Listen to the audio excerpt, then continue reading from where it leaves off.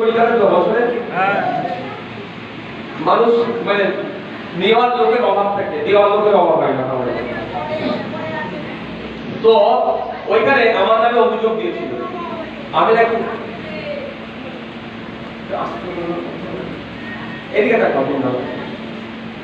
তো আমি আমার নামে অভিযোগ দিয়েছিল আমি নাকি রক্ত বিক্রি করে দিই। আপনারা হাতে গুগল করে দেখতে পাবেন, দেখুন সম্ভবত 1992 বা 1996 সালে একটা জনস্বার্থ মামলা হয়েছিল সুপ্রিম কোর্টে। হ্যাঁ, রক্ত বিক্রি করে তার 6 মাস পর্যন্ত জেল হবে। তো আমি লাস্ট 4,654 জন মতো সম্ভবত ব্লাড দিয়েছে আমাদের একটা ক্যাম্পে, একটা ক্যাম্পে।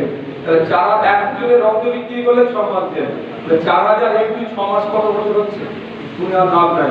তাহলে তো এই সুযোগটা আমাকে জেলের মধ্যে রেখে দিই মমতা ব্যানার্জি, এই রক্ত বিক্রি করে।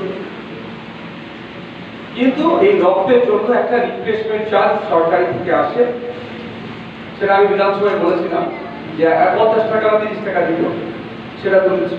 আমি একটা প্রস্তাব আপনাদের দিয়ে আপনাদের আওয়াজ তুলতে হবে। যেমন সবে হচ্ছে ভ্রাম্যমান এই গাড়ি করতে হবে। ভ্রাম্যমান আদালত হয় জানেন তো? ভ্রাম্যমান আদালত আছে জানেন কি? আমাদের এখানে যদিও কম্পিউটারকে লোক আদালত বলে।